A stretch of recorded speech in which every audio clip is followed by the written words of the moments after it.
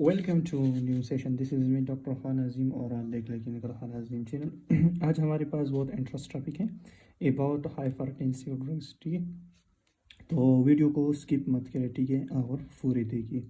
तो आज हमारे पास बहुत इंटरेस्ट टॉपिक है हाइपरटेंसिव ड्रग्स, तो चल शुरू करते हैं। ठीक है, तो हाइपरटेंसिव ड्रग्स जो है हमारे पास, आप यहाँ पर देखिए कि जब हमारे पास हाइपरटेंशन होता है, ठीक है, और हाइपरटेंशन किस की वजह से होता है? क्रॉनिक किडनी डिजीज़ की वजह से होता है। ठीक है, यानी एक क्रॉनिक किडनी डिजीज़ की वजह से जब आपका हाइपरटेंशन होता है, आपका बीपी बढ़ता है, तो वो बीपी किस वजह से बढ़ता है? तो वो बीपी एक एंजाइम होता है, इसको बोलते हैं एंजियोटेंसिनिज्म। तो एंजियोटेंसिनिज्म जो है वो तो लीवर में प्रोड्यूस होते हैं, लेकिन फिर जो करते हैं वो क्या क्या कहाँ पर आते हैं? किडनी पर आते हैं। ठीक है, तो इसमें एंजियोटेंसन 1 और एंजियोटेंसन 2 जो है वहाँ पर कहाँ पर प्रोड्यूस होते हैं? वो किडनी में प्रोड्यूस होते हैं, और किडनी में जब वो प्रोड्यूस होते हैं तो वो ब्लड वेसल को क्या करते हैं? नर्व करते हैं। तो इसलिए ये क्या हो जाते हैं? बीपी जो है वो हाई हो जाते हैं, ठीक है, इंक्रीज हो जाते हैं। तो उस एंजियोटेंसन कन्वर्टिंग एंजाइम को क्या करते हैं? हम इसको लिए इनहिबिटर देते हैं, क्योंकि वो एंजियोटेंसन मैकेनिज्म को ब्लॉक करें और ब्लड वेसल को क्या करें?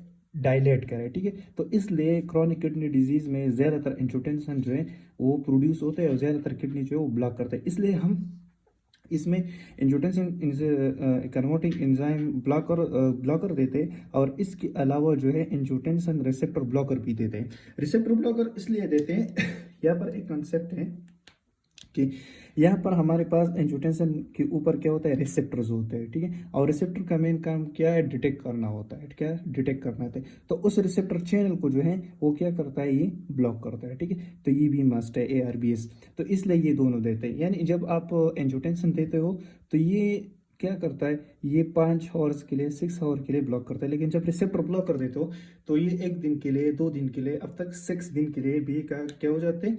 ये ब्लॉक हो जाते हैं। ठीक है, तो इसी तरह हमारे पास ACI इनहिबिटर जो है, इसमें पहले आता है केप्टोप्रिल। ठीक है, और ये केपुटिन के नाम से भी आते हैं, एनाफ्रिल एंड लेंसोप्रिल। ठीक है, ये थ्री टाइप्स ऑफ ड्रग्स हैं हमारे पास, केप्टोप्रिल, एनाफ्रिल एंड लेंसोप्रिल। ARBS का मतलब मैंने आपको बताया कि रिसेप्टर ब्लॉकर है, लोसर्टन एंड ओलसर्टन। ठीक है, इसकी बात है जब आपका ये हाइपरटेंशन तो कि क्रॉनिक डिजीज में होता है, ये हाइपरटेंशन है कि जब आप डायबिटीज मलाइटिस का पेशेंट हो, डायबिटीज का पेशेंट हो, ठीक है, डायबिटीज मलाइटिस टाइप 1 का हो या टाइप 2 का हो, दोनों आता है इसमें। ठीक है, तो एंजियोटेंसन, यो एंजियोटेंसिनिजन जो है प्रोड्यूस होते हैं। मैंने आपको बताया कि जब एंजियोटेंसन 1 प्रोड्यूस होता है तो वो लग जाता है, जब एंजियोटेंसिन 2 कन्वर्ट होता है तो एंजाइम जो है किडनी में प्रोड्यूस होता है, और इसलिए ये क्या कराते हैं? विजल को नैरो कराते हैं, और जब विजल जो है आपका विजल जो है नैरो हो जाते हैं तो आपके ब्लड प्रेशर क्या हो जाते हैं? हाई हो जाते हैं।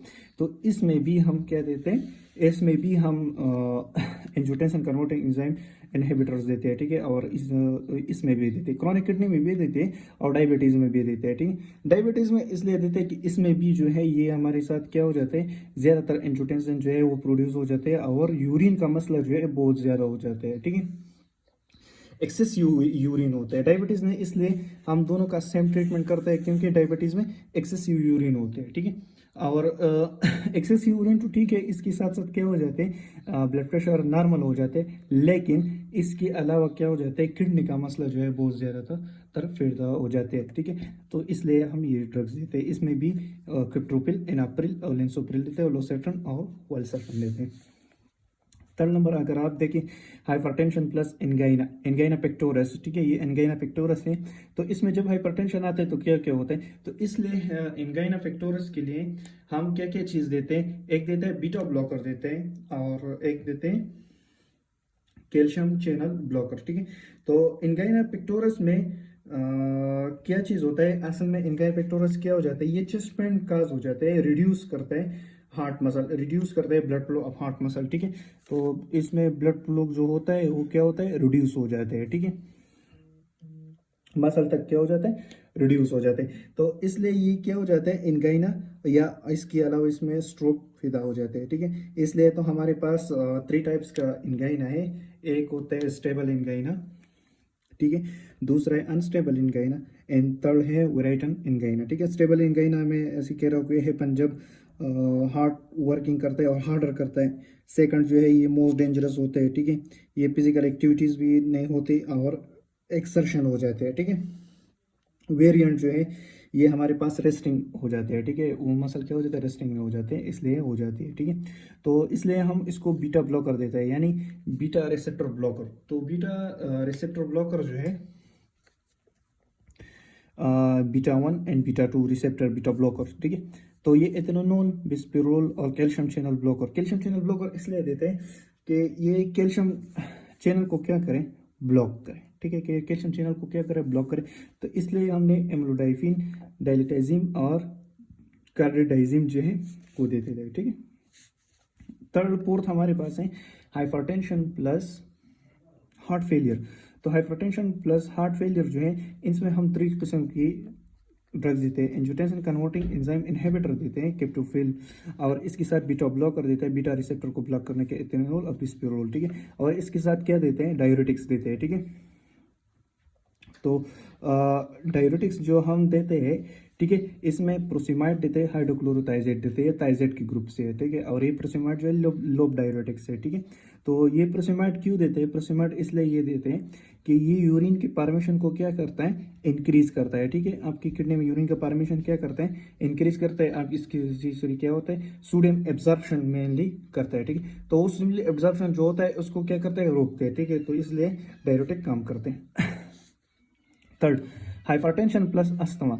जब अस्थमा में हाइपरटेंशन आ जाए, ठीक है, तो ये बहुत केयर करना चाहिए इस रीजन में। पाइप नंबर में बहुत केयर होना चाहिए। ठीक है, हाइपरटेंशन प्लस अस्थमा, इसमें क्यों केयर होना चाहिए, क्योंकि इसमें जब आप बीटा ब्लॉकर देते हो, ये बीटा सेलेक्टिव बीटा ब्लॉकर है, cardio selective beta blocker.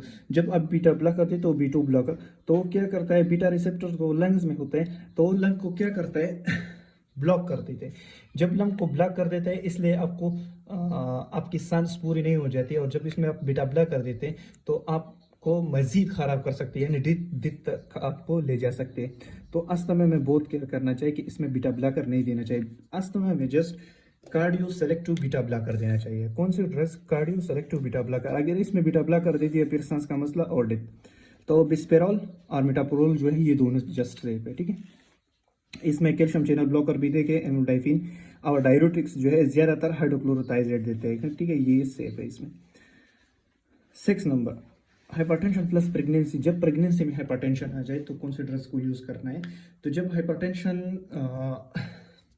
Pregnancy में आ जाए तो इसमें सेफ ड्रग्स जो है वो से यूज करना चाहिए। ठीक है, फर्स्ट ऑफ ऑल इसमें है वेजोडाइलेटर्स।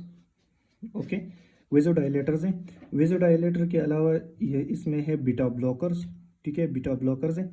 तो वेजोडाइलेटर हमारे पास जस्ट हाइड्रोलाइजिन जो है वो सेफ है। ठीक है, और कोई ड्रग्स नहीं सेफ, जस्ट हाइड्रोलाइजिन जो है वो सेफ है। और बीटा ब्लॉकर में लोबिटालुल जो है वो हमारे पास क्या है, जस्ट सेफ है। अल्फा ब्लॉकर में मिथाइल डोपा जो है वो प्रेग्नेंट वुमेन के लिए सेफ है। और कैल्शियम चैनल ब्लॉकर में नाइपिडाइपिन जो है वो क्या सेफ है। इसके अलावा 7 नंबर हमारे पास जो है hypertension plus binning prostate hyperplasia. ठीक है, जब प्रोस्टेट का हाइपरप्लेशिया आता है, यानी कैंसर का शुरू हो जाते हैं। इसको हम तो कैंसर नहीं कह सकते, लेकिन इसको हाइपरप्लेशिया कह सकते हैं। ठीक है, कैंसर में आ सकते हैं। इसमें आप कौन कौन सी जस्ट कैल्शियम चैनल ब्लॉकर जो है वो यूज करते हैं। और मेन यूज जो ड्रग्स होता है वो अल्फा ब्लॉकर होते हैं, पेराजोसिन और तेम्सोलोसिन और पेराजोसिन जो है वो बिनिंग प्रोस्टेटिक हाइपरप्लेशिया में जो है वो यूज होते हैं। आर्टियल फिब्रिलेशन में जस्ट कैल्शियम चैनल ब्लॉकर को यूज करें। ठीक है, बाकी आप यूज नहीं कर सकती। और लास्ट में जो है हाइपरटेंशन, डायबिटीज और क्रॉनिक किडनी डिजीज आ जाए तो इसमें जस्ट आप कैप्टोप्रिल, एनाप्रिल और लिंसोप्रिल को यूज कर सकते हैं, यानी एसी इनहिबिटर को आप यूज कर सकते हैं। एसी इनहिबिटर को मैंने पहले बताया कि इसका मैकेनिज्म क्या है, एंजियोटेंसिनिज्म जो है वो लीवर में प्रोड्यूस होता है। ठीक है, फिर एंजियोटेंसिन 1 जो है लंग जाते हैं, और लंग्स के अलावा ये किडनी पर आता है। तो किडनी ज़्यादातर ये एंजाइम प्रोड्यूस करते हैं, इसलिए इसको हम क्या देते हैं, इनहिबिटर देते हैं, angiotensin converting enzyme, I mean inhibitor.